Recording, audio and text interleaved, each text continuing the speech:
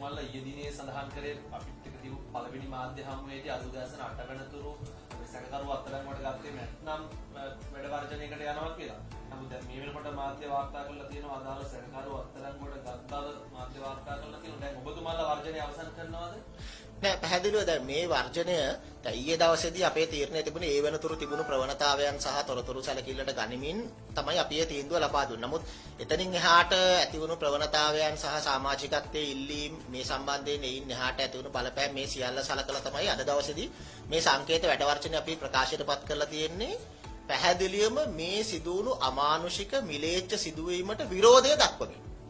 එතකොට මේක අත්අඩංගුවට ගත්තද නැද්ද ඒ කාරණෙත් එක්ක අපිට අදාළ වෙන්නේ. අපි තාම නිල වශයෙන් දන්නේ නැහැ අත්අඩංගුවට ගත්තද නැද්ද කියන කාරණේ. නමුත් අපි දන්නවා ශ්‍රී ලංකා පොලිසිය පොලිස්පතිතුමාගේ ඍජු අධීක්ෂණයේ යටතේ දැඩි පරිශ්‍රමයක් දරමින් ඉන්නේ මේ දරනවා මේ සැකකරු අත්අඩංගුවට ගන්න. මම හිතන්නේ ඒක ධනාත්මක දෙයක්.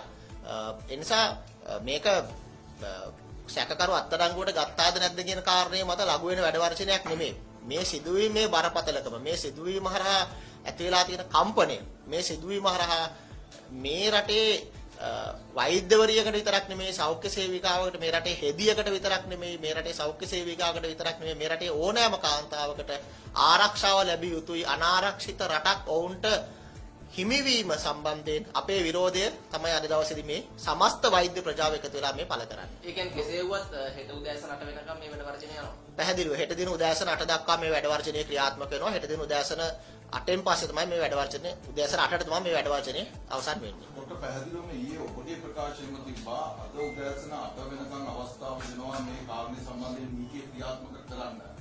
හැබැයි එහෙම උනේ නැත්නම් ඊට පස්සේ කිව්වේ උතුරු මැද පළාතේ මේ පළාත් මට්ටමින් වැඩ වර්ජනයකට යනවා කියලා. මේ වගේ මේ දීප ව්‍යාප්ත වැඩ වර්ජනයකට යනවා කියලා කිව්වේ නැහැ. මේක පැහැදිලිවම රෝහල් පද්ධතිය තුල තියෙන පරිපාලන ගැටලුවක් කියලා ඔබතුමා පිළිගන්නවා. පැහැදිලිව කියන්නේ රෝහල් මේක කාලාන්තරයක් තිස්සේ මේ ගැටලුව රෝහල් පද්ධතිය තුල අපි දකින දෙයක්. මේක එක පැත්තකින් රෝහල් පරිපාලනය වගේ කියන්න ඕනේ. හැබැයි අනිත් පැත්තෙන් අපි විශ්වාස කරනවා පුරවැසියන්ටත් මේ වගකීම තියෙනවා. නෑ නෑ ඔබතුමා පිළිගන්නවද මේකට රෝහල් පරිපාලනය වගේ කියන්නේ? පැහැදිලිව රෝහල තුල ආරක්ෂාව තහවුරු කිරීම කියන දේ ඒ කියන්නේ ඒක වෛද්‍යවරියකට වෛද්‍යවරයෙක් විතරක් නෙමෙයි එක පැත්තකින් සමස්ත සෞඛ්‍ය කාර්ය මණ්ඩලයට අනිත් පැත්තෙන් රෝගීන්ට පවා ආරක්ෂාව තහවුරු කිරීම කියන කාරණය රෝහල් පරිපාලනයේ